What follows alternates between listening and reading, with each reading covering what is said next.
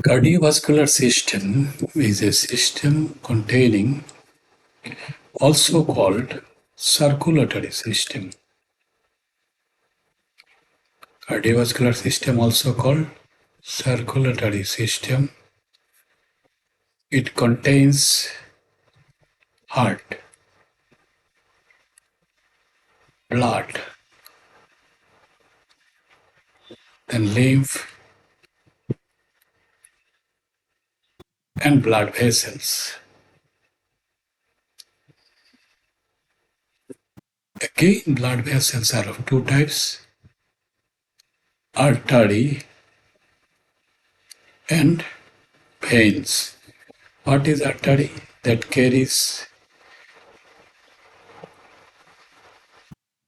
blood from heart. They are known as artery.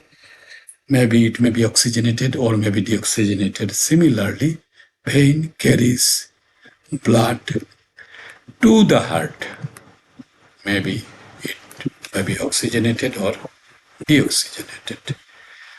So, this cardiovascular system is a network having heart, blood vessels that circulate blood, delivering oxygen, nutrients to cells, and removing carbon dioxide and waste products. They form, particularly heart, arteries, veins, and capillaries, form a network, work together to transport vital substances throughout the body and maintain overall physiological function. We have already told about arteries and veins, but what is capillaries? What is capillaries? Capillaries, there is formation of network of arterioles and venules. Now, what is arterioles and venules? Let us see. Suppose this is an artery. Artery when branches and sub-branches. These sub-branches are called arterioles. Similarly, here vein is there. It branches, then again sub-branches, and ultimately form venules. So ultimately, in this side arterioles, this side venules, suppose there is an organ, particularly say, for example, kidney. So it should be supplied arteries and veins. One will carry oxygenated blood, one will carry deoxygenated blood. So ultimately, both of these arterioles and venules form a network called capillaries. After this, heart is just like a muscular tube.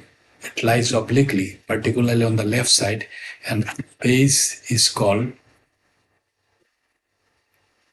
That means if this is a heart, so base will be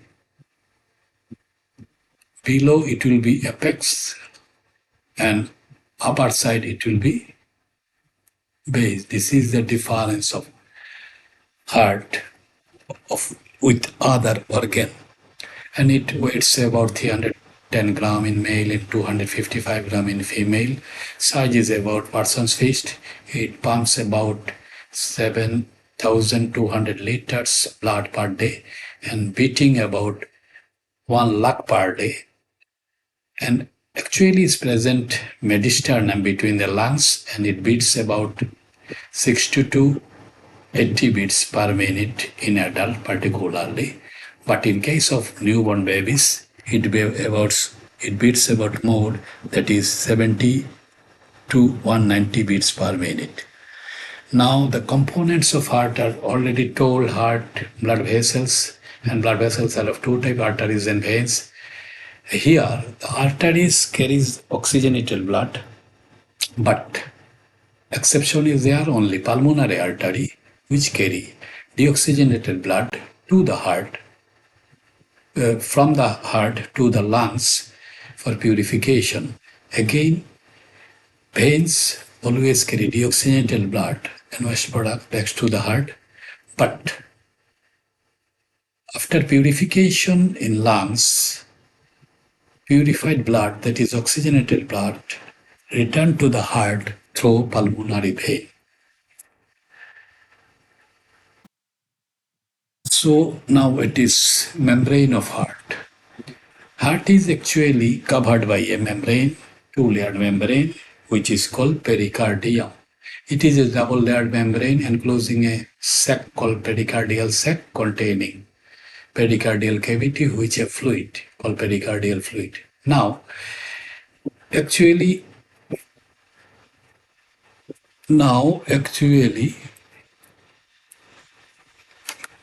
the heart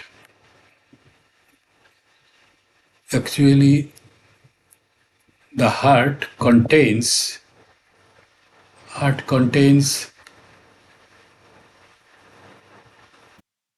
various layers. Suppose pericardium is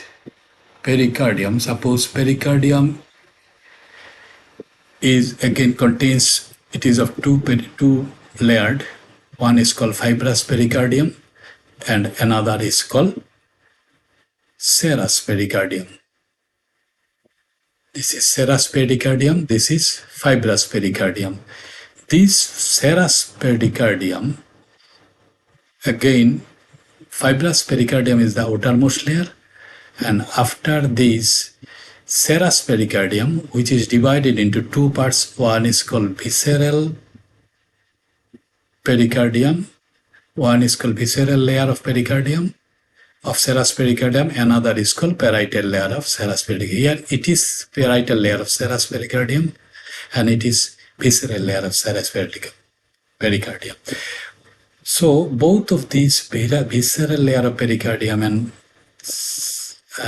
parietal layer of pericardium form a cavity called pericardial cavity, which contains pericardial fluid, which acts as a shock absorber. That means it protects the heart from external injury and help in the contractile voluntary movement of the heart freely. That means no friction will be there. So after these visceral pericardium, also called epicardium. Actually, pericardium consists of epicardium, myocardium, and endocardium. So this is epicardium, which is also called visceral layer of pericardium. Again, after this epicardium, this is the muscular layer, which is called myocardium, containing contractile voluntary muscle, which help in the contraction of heart, that means movement of heart, done by this myocardium particularly. And last one is endocardium. Now, how many chambers of the heart are there? There are 4 chambers of heart.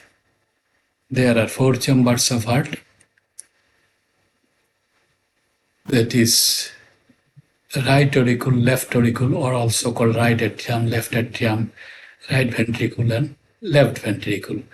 All these chambers are connected together because right auricle is connected with right ventricle by opening called right auriculoventricular opening.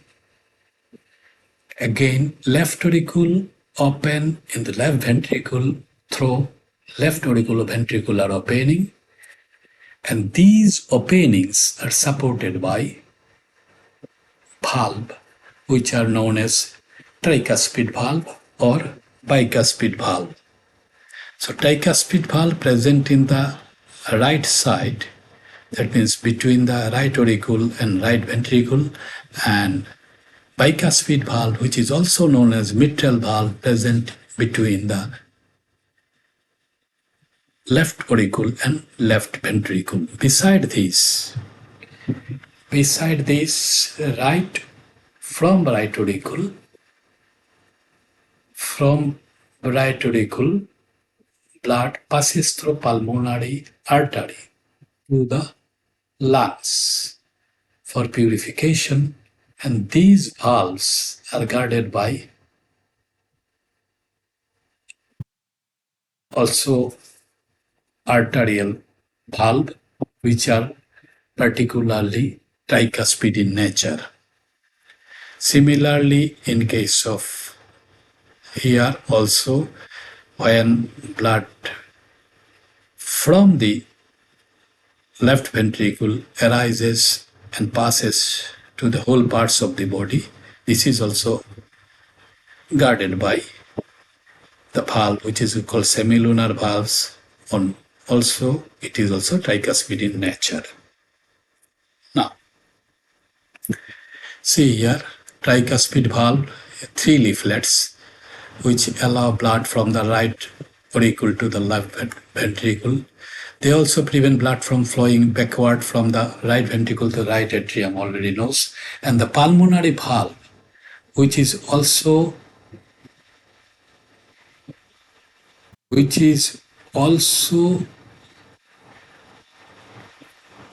that means carry blood from the right ventricle to the lungs. That is also called pulmonary artery. This pulmonary valve is also has 3 leaflets, and all the valves prevent blood from going backward. That means it opens only in one side. And here see mitral valves, which is having 2 leaflets, and aortic valves, which arises from this left ventricle, which is called aortic valve. See here, these are the chambers.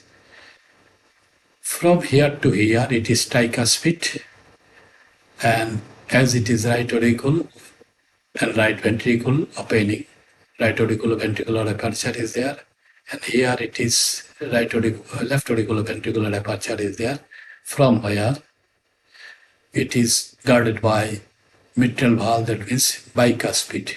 2 leaflets are there, and here it is 3 leaflets. Here again pulmonary artery, which carries blood, oxygen blood to the lungs, which is guarded by pulmonary valve, and at the same time aortic valve, which carries oxygenated blood, supplying blood to the whole parts of the body.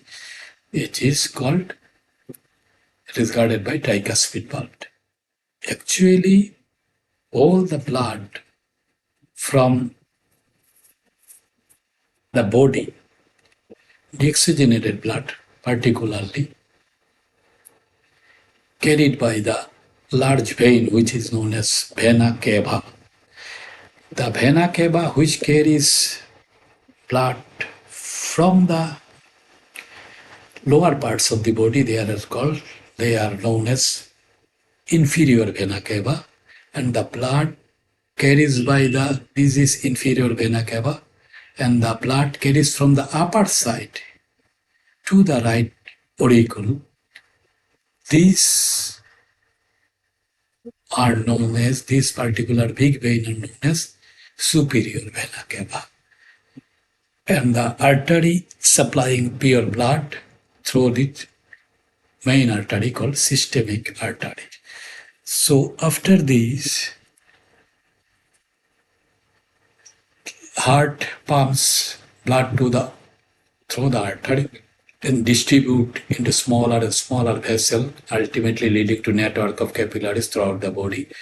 And how it works in the capillaries, oxygen and nutrients are delivered to the cells, and waste products such as carbon dioxide are collected, and in returning, capillaries merge into vein, which carry deoxygenated blood and waste products back to the heart. And at the same time, heart pumps the blood to the lungs, where gaseous exchange occurs. And the Oxygenated blood returns through the heart, which then pumps back to the body, continuing the cycle. So, how heart functions of the cardiovascular system includes it supplies nutrient and oxygen throughout the body. It helps in the waste removal.